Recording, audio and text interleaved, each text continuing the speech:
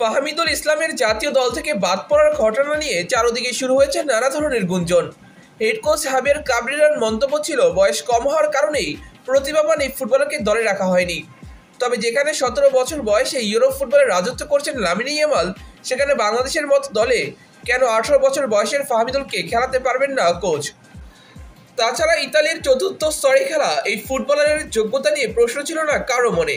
কোচও তাকে নিয়েছিলেন আনন্দিত। তাহলে হঠাৎ করে এমন সিদ্ধান্ত কেন নিলেন কোচ?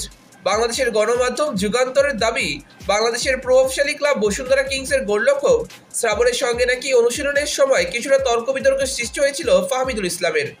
অনুশীলন ম্যাচে ফাহমিদুলের প্রতি অসহযোগিতা দেখান গোলরক্ষক শ্রাবণ। লেফট ব্যাক হিসেবে খেলার সময় বারবার শ্রাবণ থেকে বল পাস চাচ্ছিলেন তিনি, তবে শ্রাবণ ইগো দেখিয়ে তাকে বল দেয়নি। ফাহমিদুল বিরক্ত হয়ে কোচের কাছে অভিযোগ করেন, তবে কোচ এই বিষয়ের সমাধানের জন্য কিছুই করেননি। অভিযোগ আছে শ্রাবণের জন্য নাকি বাদ গেছেন ফাহমিদুল ইসলাম। এরপর থেকেই ফুটবল ভক্তদের তোপের মুখে পড়েন গোলরক্ষক শ্রাবণ। বিভিন্ন ফেসবুক পেজ থেকে শুরু হয় তাকে নিয়ে ট্রল করা। এছাড়া তার অফিসিয়াল পেজেও তাকে ধুয়ে দিচ্ছেন সমর্থকেরা। যেমন ভারত যাওয়ার পথে যে ছবি তিনি আপলোড দিয়েছেন, সেখানে রিয়েক্ট উঠেছে 80,000, তবে এর মধ্যে 50,000ই উঠেছে হা রিয়েক্ট এবং 22,000 উঠেছে অ্যাংরি রিয়েক্ট। অর্থাৎ বুঝতেই পারছেন ফুটবল সমর্থকেরা কতটা বিরক্ত শ্রাবণের ওপর। এছাড়া কমেন্ট বক্সে তাকে রীতিমতো ধুয়ে দিচ্ছেন সমর্থকরা। তবে এমন মুহূর্তে শ্রাবণের প্রতি সাহায্যের হাত বাড়িয়েছেন ফাহমিদুল ইসলাম, সাথে দেখিয়েছেন নিজের পেশাদারিত্ব। বলেছেন, দলের অভ্যন্তরীণ ব্যাপারগুলো দলের মাঝে রাখা উচিত। পাশাপাশি ভুল বোঝাবুঝি হতেই পারে নিজেদের মাঝে, তবে এইগুলো নিয়ে এমন মন্তব্য করা উচিত নয়। আমি দেখেছি যে মাঠের কিছু অভ্যন্তরীণ ব্যাপার মিডিয়াতে ছড়িয়ে পড়েছে। দুঃখজনকভাবে অনেক ধরনের তথ্য ঘুরছে এবং সবগুলো পুরোপুরি সঠিক নয়।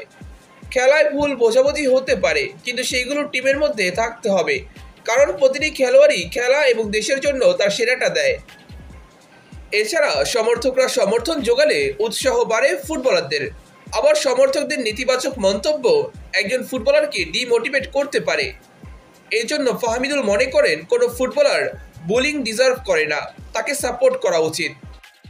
মেহেদী হাসান শ্রাবণ অনেকদিন ধরে বাংলাদেশকে নিষ্ঠা আর পরিশ্রমের সঙ্গে প্রতিনিধিত্ব করছে। তিনি একজন পেশাদার খেলোয়াড়, যিনি সবসময় দলের জন্য তার সেরা দেওয়ার চেষ্টা করেছেন। কোনো খেলোয়াড়ই বোলিং বা হুমকির শিকার হওয়া উচিত নয়, বিশেষ করে তাদের সেরা উৎসাহদাতা ফ্যানদের কাছ থেকে। সবশেষে ফাহমিদুল জানিয়েছেন, সবার উচিত ফুটবলারদের সমর্থন ও সাহায্য করা। সমর্থকদের প্রতি এমনটাই আহ্বান জানিয়েছেন এই ফুটবলার। তিনি বলেন, ফুটবল ফ্যান হিসেবে আমাদের খেলোয়াড়দের পাশে দাঁড়ানো, তাদের কষ্টকে সম্মান করা এবং তাদের সব চ্যালেঞ্জকে সমর্থন করা খুব গুরুত্বপূর্ণ। আসুন আমরা আমাদের খেলোয়াড়দেরকে ওপরে তুলে ধরি, তাদের নিচে নয়।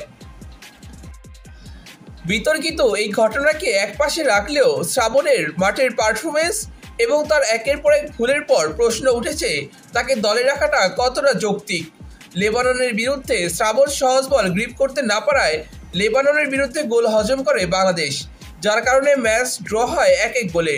না হলে হয়তো বাংলাদেশ ম্যাচটা 1-0-তে জিততে পারত। শ্রাবণ মাঠে নামলেই ভয় থাকে সমর্থকরা, এই বুঝি ভুল করে বসলেন, এই বুঝি বাংলাদেশ গোল হজম করলো। ফিলিস্তিনের বিরুদ্ধে ঘরের মাঠে ম্যাচের 85 মিনিটে ইনজুর্ড হয়ে মাঠ ছাড়েন মিতুল মার্মা। তবে নিশ্চিত ড্র হওয়ার পথে থাকা ম্যাচটা বাংলাদেশ হারে শ্রাবণ মাঠে নামার পর। ম্যাচের শেষ মিনিটে গিয়ে গোল হজম করে বাংলাদেশ দল। এছাড়া তার ভুলে মার্জিয়ার বিরুদ্ধে গোল হজম করেছিল বসুন্ধরা কিংস। তাছাড়া ঘরোয়া ফুটবলেও এই ধরনের ভুল রয়েছে তার। বয়সভিত্তিক দলেও ঘটিয়েছেন অদ্ভুত কাণ্ড। এত সময়ের পরেও শ্রাবণের জাতীয় দলে থাকাটা বড়ই প্রশ্ন।